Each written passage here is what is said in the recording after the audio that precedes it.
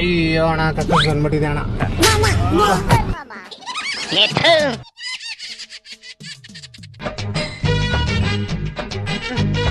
ಸ್ವಲ್ಪ ಒರೆಸ್ಬಿಡೋಣ ಹಿಂದ್ಗಡೆ, ಸ್ವಲ್ಪ ಒರೆಸ್ಬಿಡೋಣ ಹಿಂದ್ಗಡೆ. ನಿಮ್ಗೆ ಸ್ಮೆಲ್ ಬರ್ತಾ ಇದೆಯಾ ಹಿಂದೆ?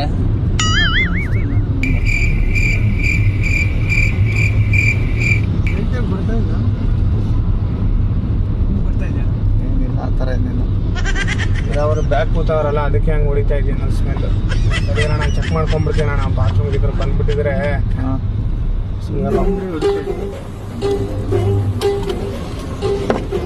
ಬಾತ್ರೂಮ್ ಏನು ಮಾಡೋದು? ಆ ಕಡೆ ತಿರ್ಕೊಳ್ಳಿ ಪಾಪ. ಬೆಳಗ್ಗೆ ಪಾಪ ನೀವು ಏನೋ ಕೆಲ್ಸಕ್ಕೆ ಹೋಗೋಣ ಅಂತ ಇರ್ತೀರಾ.